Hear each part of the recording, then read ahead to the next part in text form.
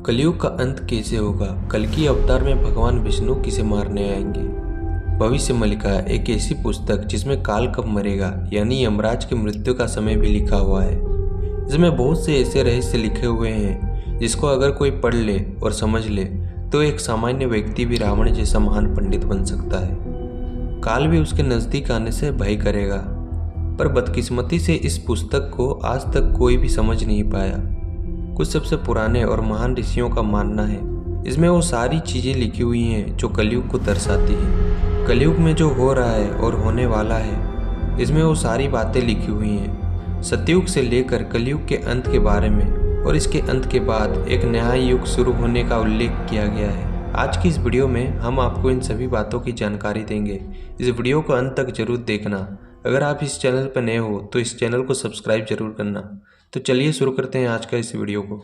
हिंदू धर्म के अनुसार 4 युग मिलकर एक महायुग बनाते हैं: सतयुग, त्रेता युग, द्वापर युग और कलयुग। सतयुग की आयु होती है 28,000 वर्ष, त्रेता युग की 12,96,000 वर्ष, द्वापर युग की 8,64,000 वर्ष और कलयुग की आयु है 4,32,000 वर्ष। जैसे जैसे पाप बढ़ने लगता है उस युग की आयु कम होती जाती है।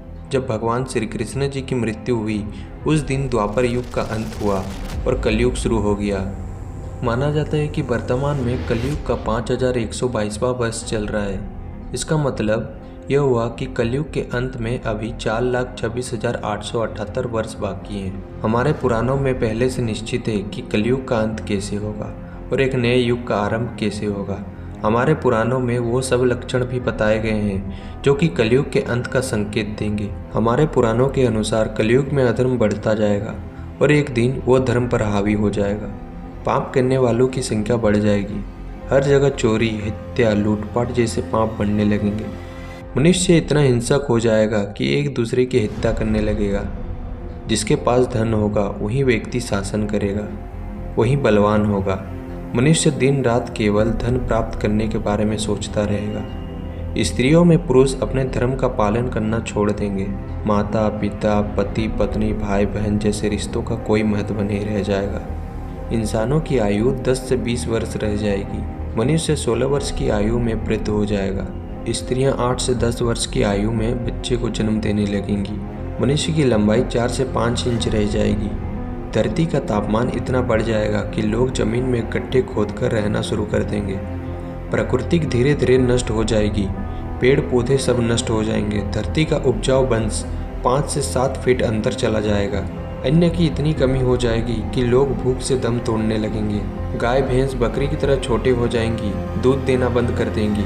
सभी देवी देवता पृथ्वी लोक छोड़कर चले जाएंगे। गंगा सहित सभी नदियाँ सूख जाएंगी। पृथ्वी रहने लायक नहीं बचेगी, सब खत्म हो जाएगा। एक दिन जब धरती पर केवल अधर्म रह जाएगा तब भगवान विष्णु कल्कि अवतार लेकर धरती पर आएंगे और सभी पापियों का नाश करके एक बार फिर से धर्म की स्थापना करेंगे। धरती से कलयुग का प्रभाव खत्म करने के लिए प्रकृति 12 वर्षों तक वर्षा करेगी, जिससे संपूर्ण धरती जल से भर जाएगी। फिर 12 सूर्य एक साथ उदय होंगे जो पृथ्वी के जल स्तर को कम कर देंगे, जिसके बाद एक बार फिर से पृथ्वी पहली जैसी हो जाएगी। नया युग आरंभ होगा जिसे सतयुग कहा जाएगा, जिसमें मनुष्य फिर से जन्म लेगा। लेकिन इस बार अधर्म नहीं, केवल धर्म श्रेष्ठ होगा। चारों तरफ धर्म की बातें होंगी। वेद व पुराण सर्वश्रेष्ठ होंगे। हम आज के एजुकेशन सिस्टम में इतना आगे बढ़ चुके हैं कि वेदों व पुराणों को पीछे छोड़ते जा रहे हैं। संस्कृत भाषा एक समय पर केवल एक भाषा का नाम बनकर रह जाएगा। हमारी प्रकृति हमें सब कुछ प्रदान करती है और बदले में हम उसी प्रकृति को धीरे धीरे नष्ट कर रहे हैं। दिन प्रतिदिन जो प्राकृतिक आपदाएं, हिंसा घटनाएं हो रही हैं वो हमें प्रतिदिन कलयुग के अंत का संकेत दे रही हैं। अभी कलयुग के अंत को बहुत समय बाकी है, लेकिन एक नए आरंभ के लिए अंत का होना तय है। युग कौन सा भी हो, जब जब अधर्म बढ़ता जाएगा तब तब भगवान विष्णु अधर्म को मिटाने के लिए धरती पर अवतरित होंगे और एक नए संसार की शुरुआत होगी। तो दोस्तों, आपको ये वीडियो कैसा लगा हमें कमेंट सेक्शन में ज़रूर बताना। तो मिलते हैं अगले वीडियो में। धन्यवाद।